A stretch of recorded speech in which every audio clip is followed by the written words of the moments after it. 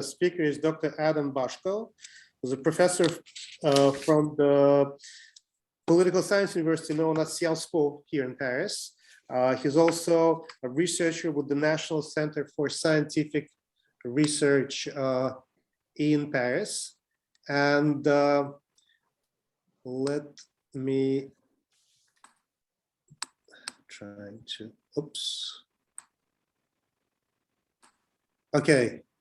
Hello, Dr. Hi. Yes, thank you. Thank you for the invitation. Thank you for the ICSE for the invitation.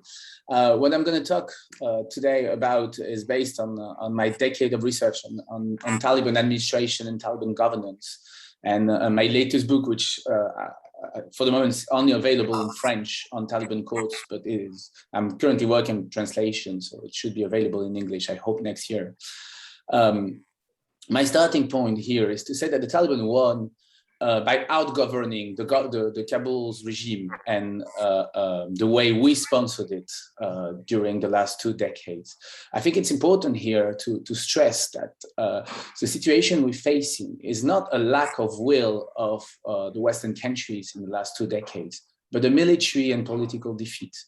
It's important, and I cannot put enough emphasis on that to stress the political and military defeat, because it requires for lesson learned. It is also important to think of it as a defeat because it says what we can and cannot do in Afghanistan. If we look today at our policy towards the Islamic State, let's be very clear, toward the Islamic State, the main force combating the Islamic State in the last 6 years, since the Islamic State really took, started to implement itself in the south and the east and the north of Afghanistan, were the Taliban and not the government. The Taliban have been the main force fighting the Islamic State, and it still is the case today. And it says something about our failure. The fact that Al-Qaeda today has indeed a better sanctuary than it had in 2001 also says something about our failure. The Taliban won, I said, by outgoverning, and this is especially true in the justice sector, but this is something that is relatively true in many sectors. The Taliban won support in the rural areas by creating a government that was generally considered as less corrupt, though using force all the time, less brutal than the commanders supported by the regime. And more importantly, it was considered as more predictable and less arbitrary. This says something about the Taliban that we tend to always overlook. There has been speeches for 2 decades, and I'm pretty sure Bandit Rubin will say something also about that, because this is something we have been several to fight against. But the idea that the Taliban would be just an aggregate of local forces, a movement that has no ideology, a movement of people just interested by economic reason, not taking into account who are the Taliban, what is their historical origin, what they are as a social group. I must remind here that the Taliban have shown a level of cohesion that the government would have liked to have had in the 2 decades. Even when its leader, Mullah Omar, was discovered to have been dead for 2 years, I mean, a blatant lie from the movement. The succession of the movement did not create massive divisions. The little divisions in 2015 were rapidly overcome. And when the US struck the Taliban leader in 2016, again, the succession went very smoothly. That comes from the fact that the Taliban is mostly a movement of graduates from the same madrasas, the same schools, the Deobandi madrasa from Pakistan, that have been that led to the formation of a movement of clerics, a social group that is rather homogeneous in its higher levels, using bureaucratic procedures, a big use of papers, a big use of administration, and a movement that is very centralized.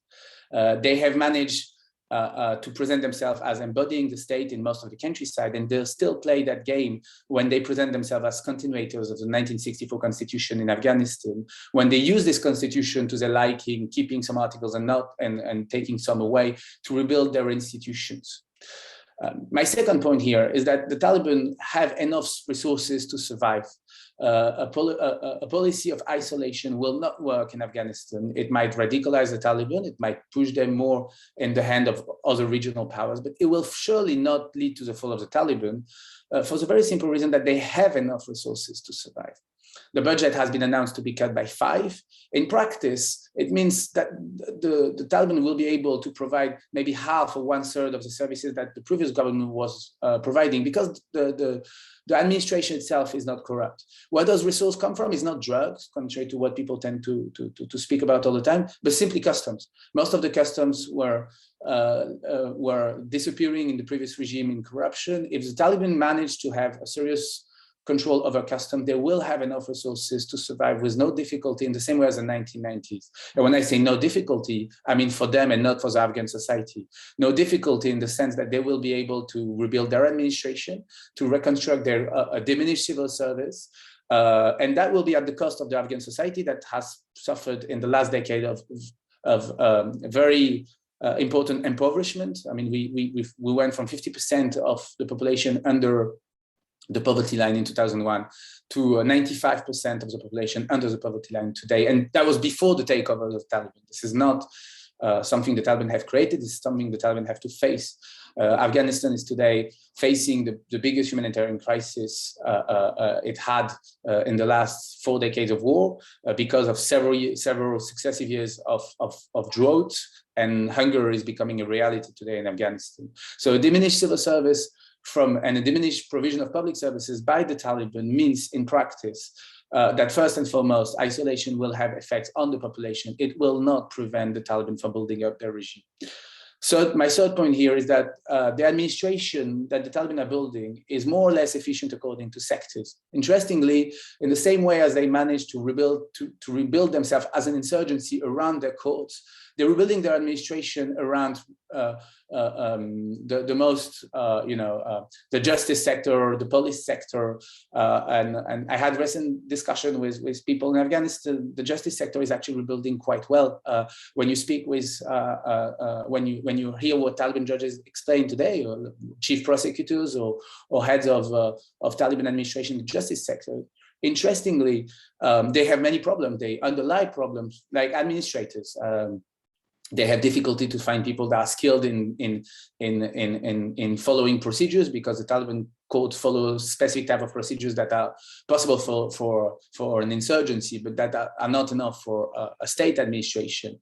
And so they have people that know how to follow state procedure quite well from the previous regime that they have reintegrated, but they consider not reliable both politically, and very often they're afraid of the corruption of those people. But they have people that are reliable, but the problem with those people is that they're reliable, but they don't know how to conduct a police investigation or a judicial investigation that would follow any of the procedure. And so the Taliban have quite a lot of discussion about the difficulty they have to rebuild their administration, but they have one. In other sectors, on the other hand, the police is more problematic, but the education and health sector are the biggest problem today that the Taliban are facing. And again, what you see is that the Taliban will have no problem to rebuild the core of their administration. They will have problem to provide services on the level that the Afghan society needs. I will conclude on the last point. We are now witnessing the end of the civil war after 43 years, but it is not the end of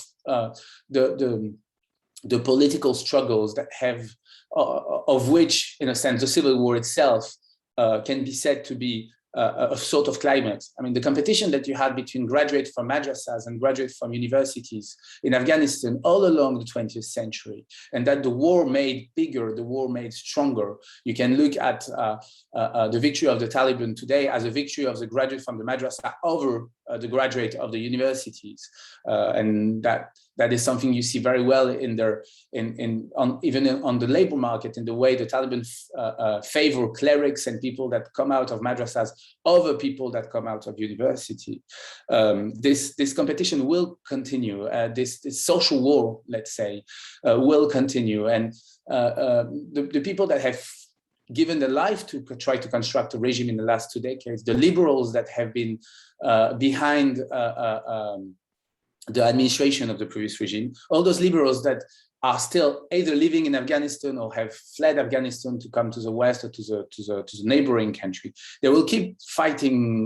They will keep fighting against the Taliban. They will try in the same way as the Spanish diaspora after Franco took over, and same way as the Iranian diaspora today.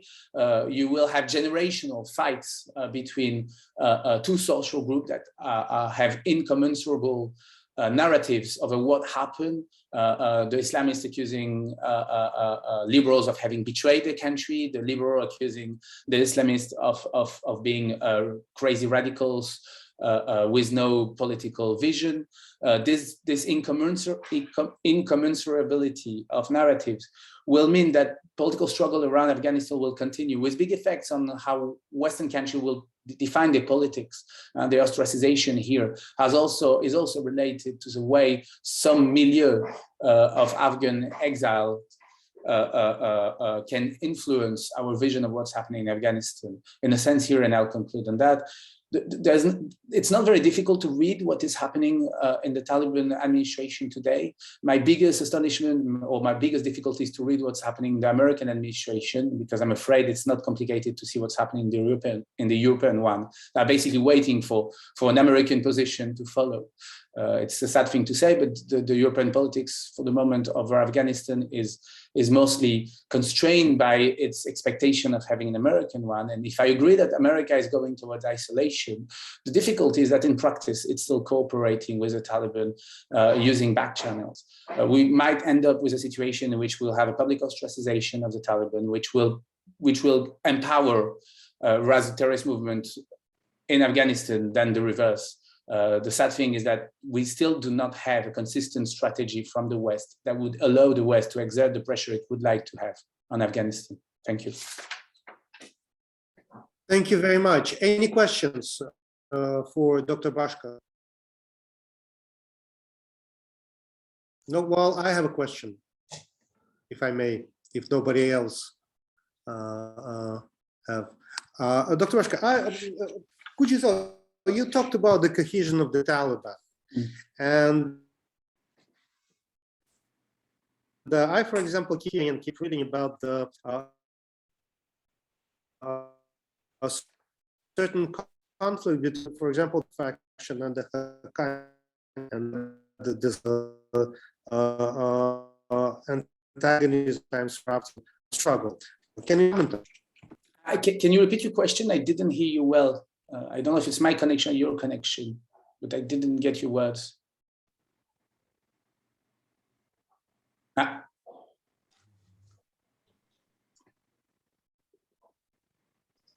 It's his connection.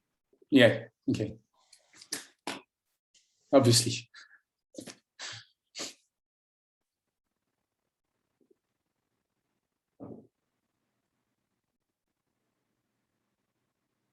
Your mic is not on. Hello, can you hear me? Yes, now I can hear you again. Okay, but I had some problem with the connection. Did you get my question? No, I didn't hear you. Oh, okay. So I'll repeat it again. No, as I said, I mean, I, for example, hear and read regularly about the confrontations in the Baradar group within the Taliban and the Haqqani group. And in fact, they are pretty much in the conflict, and sometimes even armed confrontations take place. And you talked about the cohesion of the Taliban movement. Now, from what I can see, certainly it is a movement, but within that movement, you have different groups, and those groups may not necessarily agree with one another. And the Baradar and the Haqqani conflict is one of those conflicts that exemplify this. Can you comment on that? Yeah, sure. I would disagree with the idea that there is such a conflict. I mean, the idea that the Haqqani network, or the so-called Haqqani network, because the way it is presented is, I think, a false vision of the Taliban. I mean, you know, I've been working from the ground on Taliban groups, and what was interesting is I was following judges in all over the country, and the Taliban court system works on a system of rotation. So the judges are nominated, you know, for 6 months, 1 year, 2 years in a place. And if you look at how the judges move in Afghanistan, they move from the Haqqani network areas to other areas with no problem. they are nominated in the southwest, and they're nominated in the north, and in the south, and in the east. And when you look at the situation on the ground, you have very little infightings. I mean, the biggest infightings that the Taliban had, if you take the exception of the real infighting, which was the appearance of the Islamic State. The Islamic State has been the gravest threat to the Taliban it had ever faced, because the Islamic State led to real commanders leaving the Taliban to go to another movement. I mean, especially in Helmand and in the east and in some places of the north, when Uzbeks or Turkmen commanders started joining the Islamic State, that was a threat to the Taliban. That was showing that a Salafi vision, which I must remind here that Taliban are not Salafi, they are Hanafi. A Salafi vision was becoming popular among young fighters and commanders in the Taliban movement. That was a real threat. The Haqqani network has always been, if you look at the last 3 decades, very cohesive with the Taliban. There have been disagreements, but it's like if you'd say that the Republican Party, the Democratic Party in America has disagreement. Of course they have disagreement. Of course they have infightings. It doesn't prevent them from being a party. I'm pretty sure there are disagreements between the Taliban leadership. The interesting thing is we don't know which one, because the intelligence that has been gathered on the Taliban leadership has been not only scarce, it has been inconsistent, contradictory all the time. And if you want to understand the Taliban, you actually, for the moment, at least, we still have to consider that the leadership is a black box because we have had such bad information of the leadership. But if you look at the ground, the Taliban are very cohesive. The Haqqani network and the Baradar, maybe today we're going to start to have political competition within, like in any regime. It doesn't tell you at any point that there's a risk of fragmentation or fracture. On the contrary, if you look at the effect of the counter-terrorism strategy of the US of targeting mid-level commanders, and it was a huge level. I mean, the Taliban have lost thousands of mid-level commanders. This is huge level of losses. It never resulted in a division of the Taliban. It's resulted in replacement of mid-level commanders dead by new mid-level commanders, because they come from the same place, most of them, because they can count on a supply of cadre that are formed together and that share a common vision of politics. Okay, thank you very much. Any other questions for Dr. Baczko? Yes, please. Thank you. Very interesting, and interesting because more optimistic than my vision of Afghanistan. Thank you. How do you assess the risk of fragmentization of Afghanistan? Not now, but next year or the next 2 years on the ethnic or religious border. How do you assess the risk of creating by Islamic State its own regions controlled just by them? How do you assess the risk of kind of proxy war? I mean, the involvement of the external players within the conflicts. Because I agree that Taliban are the strongest. I agree that they are more legitimate than former government. But I'm afraid that they are still not strong enough to control. To maintain the control of the country in the medium perspective. For me, the risk of an ethnic conflict is now very little in Afghanistan. You have risk of ethnic politics from the Taliban towards the minorities. I mean, the Taliban have always been a movement that do not present itself as an ethnic movement. They look at themselves as a nationalist movement, but they favor very strongly passions over other ethnic group in Afghanistan, and they have a blatant disregard for minority politics that has been, a radical version of the Afghan state before 1978. Basically, the whole discourse of every Afghan are equal, but some Afghans are more Afghans than others, and the Afghans that are more Afghans than others are obviously Pashtuns. I'm not afraid of ethnic conflict for a very simple reason. I don't think any ethnic representation today can construct an armed force able to threaten the Taliban. Most of the leaders that have been involved in the Kabul regime have been discredited by their involvement in it. They also have been discredited by the way it ended. Most of them did not fight. They fled with the fortune they have made under the previous regime. I'll keep the second for the last, for the Islamic State for last, because it's the most complicated one. I think the external players, if you take out the West, the regional players, they have a rather consensual outlook in the sense that everyone wants peace.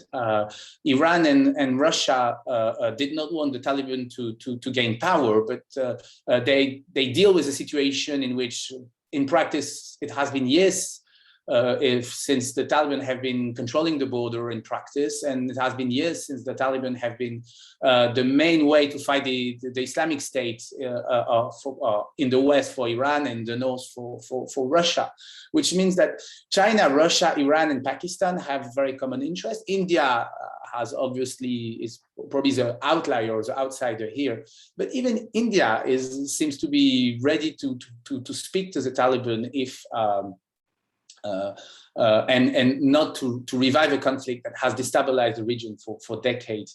The Islamic State, for me, is the real threat. The real threat is the Islamic State. It is a threat because I think it has a constituency in Afghanistan. It never managed to my astonishment, and I really am astonished here, it never managed to really construct it, to really transform this potential constituency into real support. But the Taliban looks in cities as, rural, backwards, mullahs taking power. They're not so involved in technologies as the Islamic State is. They are not Salafi, and a lot of graduates of urban universities in Afghanistan are Salafi, and they consider the Taliban to be a reflection of the past. And so there is a constituency for the Islamic State in the Afghan cities. But for the moment, the Taliban have been very effective at preventing the Islamic State from gaining a ground in Afghanistan. So for the moment, the two bombings of the Shia madrasas, for me, are a continuation of the previous trend. The Islamic State is able to put a bomb here and there sometimes, and target civilian objective with huge damages. But they're not able to control territory. If the Islamic State manages to control territory, then we'll have, for me, something new here, something very important that has to be followed, because it means that if they're able to really control territory, they can pose a threat to the Taliban. For the moment, they do not. And I would not bet on the future. Okay, thank you very much, Dr. Baczko.